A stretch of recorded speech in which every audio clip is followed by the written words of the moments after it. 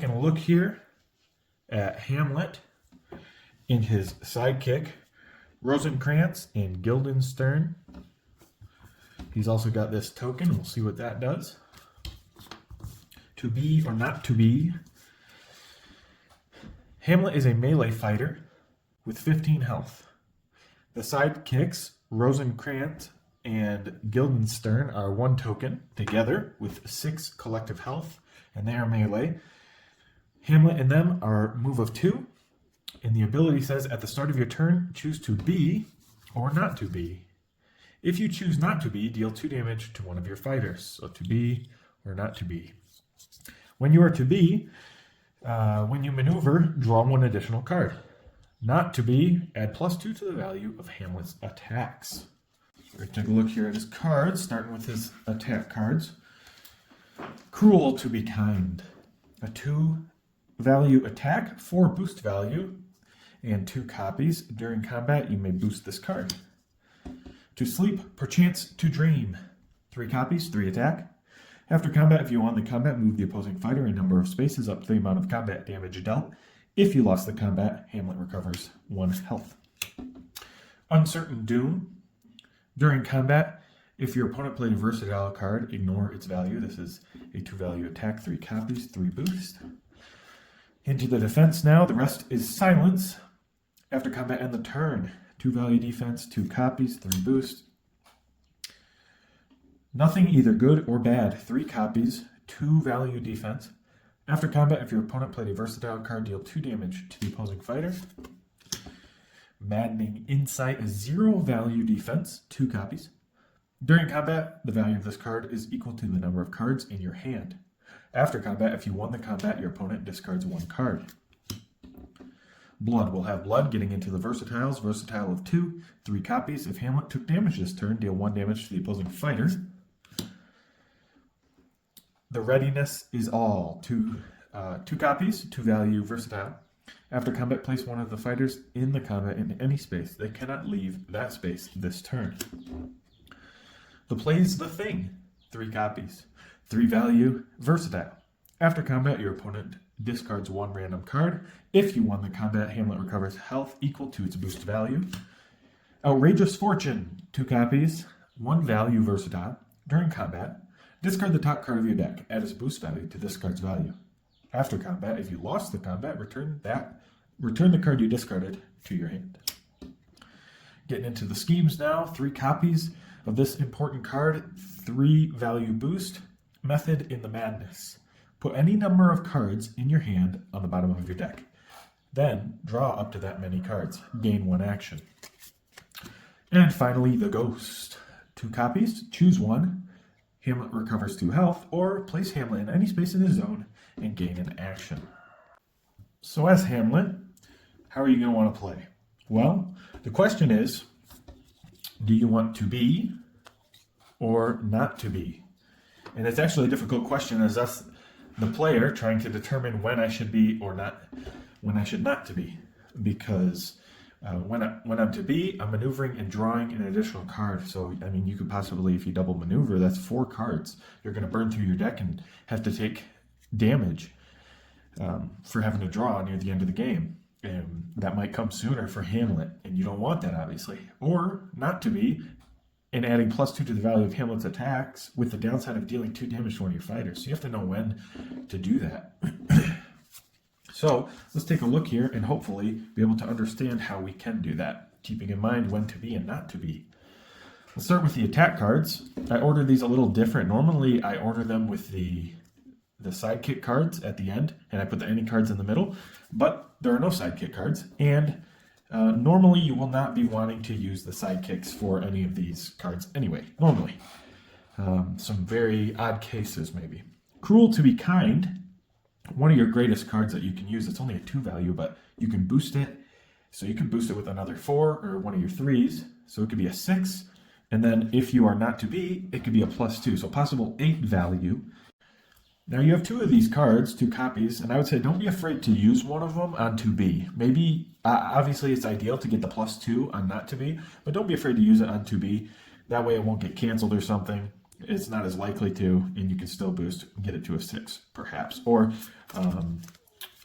just boost with a 3 and get it to a 5, because a 5 is pretty strong too, and you get to determine if it's worth it, the discard for the extra damage or not. To sleep, perchance to dream. Well, the after combat, if you won the combat, move the opposing fighter a number of spaces up to the amount of combat damage dealt. If you lost the combat, Hamlet recovers 1 health. I wouldn't even worry about trying to recover that health, but use this on when you're not to be as your first attack. Just in case they play a card that they run away or teleport away, if you win the combat, you can also move them adjacent to you again and attack again, maybe with Cruel to be Kind, or this next card, which we will see, the Uncertain Doom. So Uncertain Doom, considering this effect, right, if your opponent played a versatile card, ignore its value. Most defenses are versatile in this game. You do have characters that have a lot of defense. Even this guy has quite a bit. 7 is quite a bit for a deck, and he has 7 defense. But if you're playing a character like Sinbad, he doesn't have any defense cards. He only has the versatile. So if they play a versatile, you ignore it.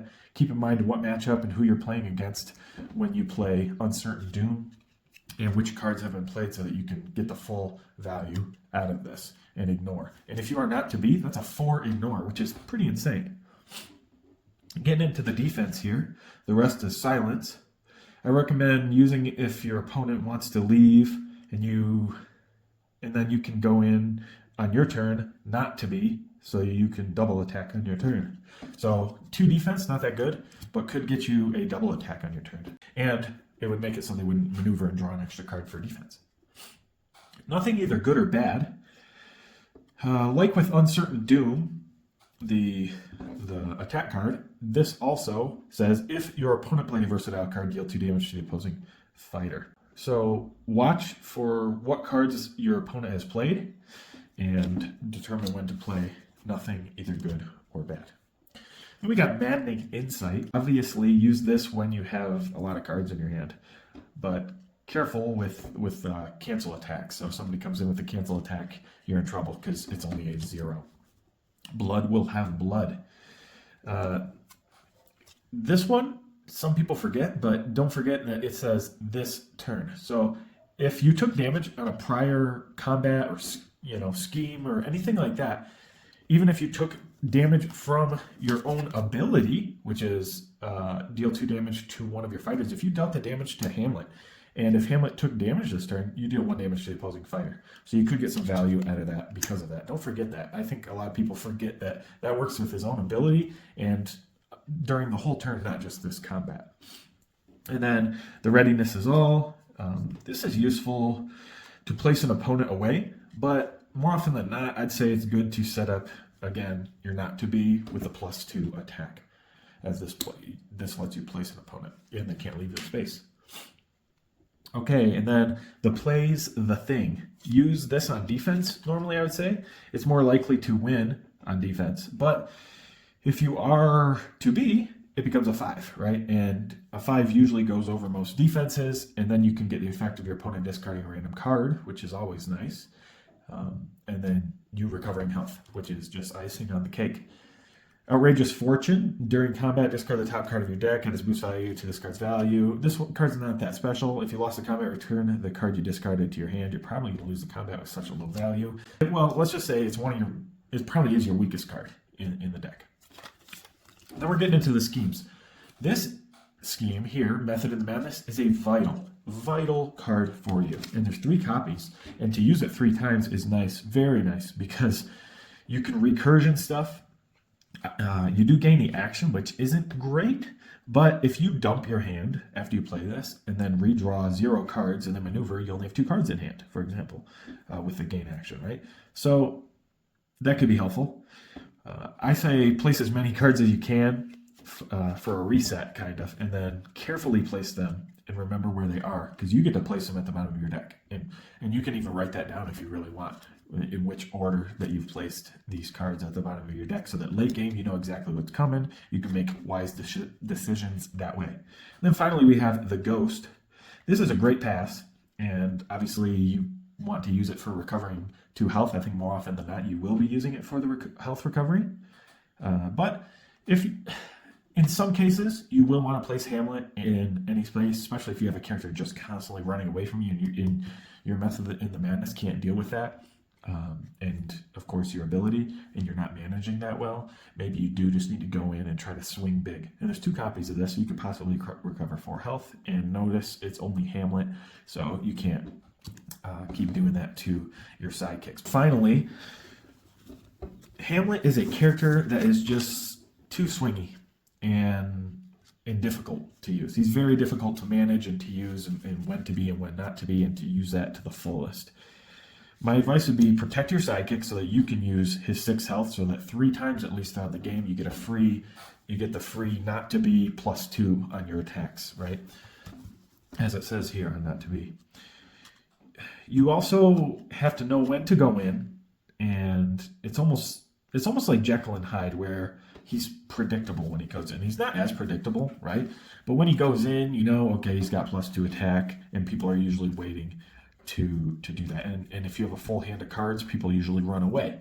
So that's when I recommend playing the Ghost and Method in the Madness in conjunction with each other, so that you can dump your hand, recover health for your gain action, and then just move 2, and then you have 2 cards in hand, right? So you can play those in conjunction with each other, so that if they're constantly running away from you, that it's not as big of a problem.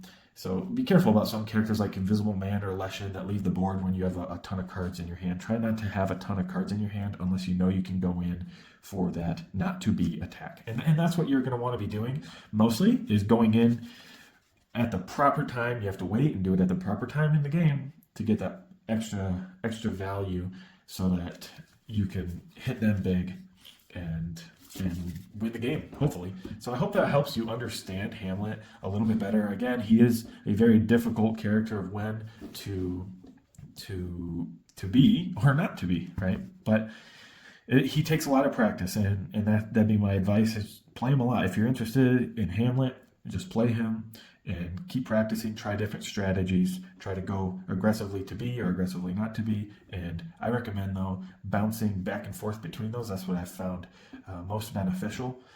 You can't really just go one or the other.